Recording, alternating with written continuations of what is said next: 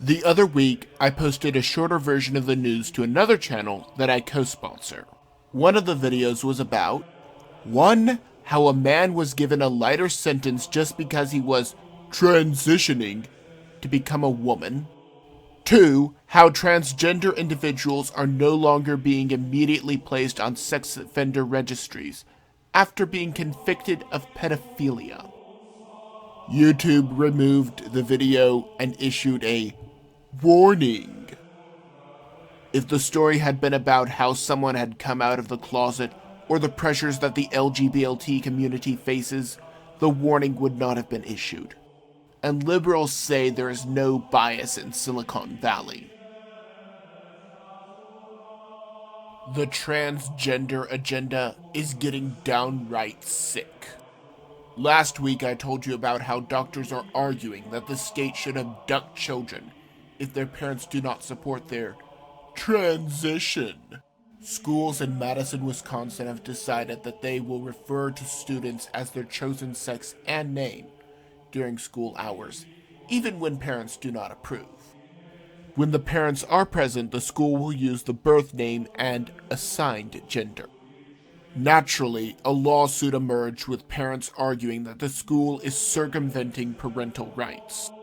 Not only that, the teachers cannot speak to the parents about this without the child's consent. They are not even considered responsible enough to sign a contract, but these kids suddenly have power of attorney. You would expect this in a country like China or North Korea. Not in a country like Norway that Bernie Sanders says we should emulate. The Norwegian government is abducting children, sometimes 4 to 5 a day. One case showed that a mother with 5 children had all of them taken away by the government, and only after significant outcry from the community were they returned. As far as the investigation went, it was found that the charge was that the kids were singing Christian songs at school. Even the 3-month-old child was kidnapped. If Bernie Sanders is right, and this is a socialist nation, we have even less of a reason to support him at any level of government. The Supreme Court will be hearing a case involving Philadelphia adoption agencies that refuse to partner with Catholic groups. The problem comes with the Catholic Church taking such a strong and unified position against homosexuality. They refuse to help gay couples adopt children. Would you let a family raise a child if you thought that child would be cast into the depths of the sea? In the same way, you should feel uncomfortable letting a child live with people who justify breaking one of God's most sacred laws. A law that God called the breaking thereof abominable. Something that makes him sick.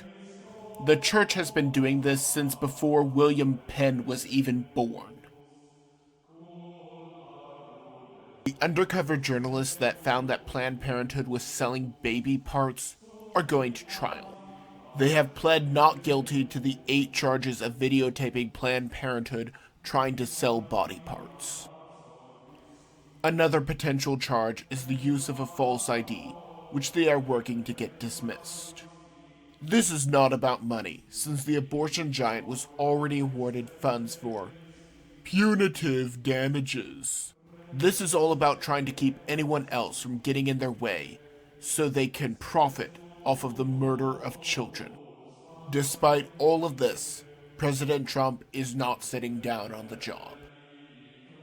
He organized an ethics board to look into aborted babies used in government research.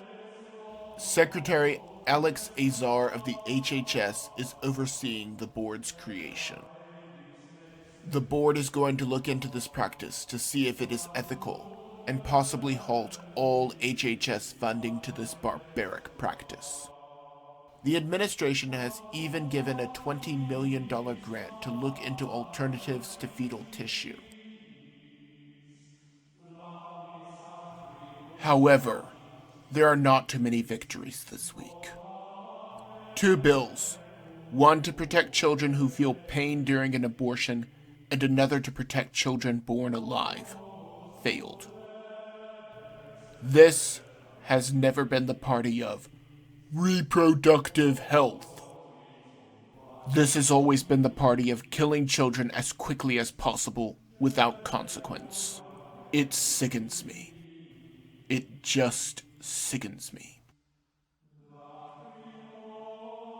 Bernie Sanders is on a fast track to becoming the nominee of the Democratic Party, and the fake news is scared about the possibility. They have made their bed, and now they must sleep in it. They have spent all of their airtime denouncing capitalism and praising any government intervention into the economy. They have ignored the dangers of socialism, and their base booed Bloomberg when he spoke about the dangers of socialism. All the while, their base strongly believes that socialism does not lead to communism. They are being led like lambs to the slaughter. Not surprisingly, Sanders has been warned that Russia is attempting to influence his campaign. Yet, when it was candidate Trump, they instantly put him under surveillance. We fought a war to stop a National Socialist in Germany. Now a Jewish National Socialist is running, and somehow Trump is a Nazi. Bloomberg may be an arrogant one-percenter, but even he knows that you at least need to water crops for them to grow. California has decided not to have water directed to the Central Valley, where farmers need it. Instead, they are controlling the water based entirely on environmental impact studies. Imagine people being considered a plague on the planet when we were told to be fruitful and multiply. Environmentalists do not seem to care if people do not get food and starve, or if countless businesses go under. Humanity in their mind is a plague. Not taking this line down, President Trump issued an order to have water directed to the farmers and ranchers that desperately need it. Before signing it, the Department of Interior looked at the order, which the president then signed.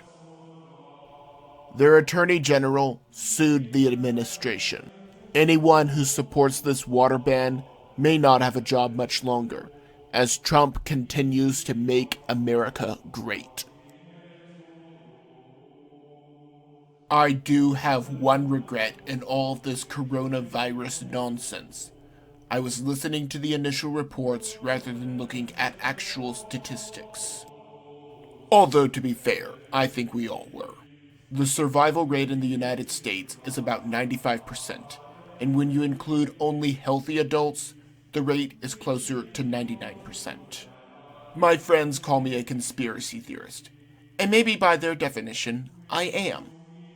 I mentioned at the start that this sort of thing happens every 4 years, and tests how the President of the United States will respond. This is also an amazingly efficient way to clear the streets of Hong Kong protesters. If you know what you are doing, creating a virus is easy, and that is just making a virus from scratch. People have known about coronaviruses since the 1960s. So think about this. 1. Protesters will not stop and are gaining support. 2. Create a virus. But since you control the media, you control who knows about it. 3. Prop it up as the next bubonic plague with the help of fake news around the world. 4. Sit back and munch on popcorn. Maybe I'm just blowing smoke. Maybe I'm completely off my rocker, but that is just my opinion.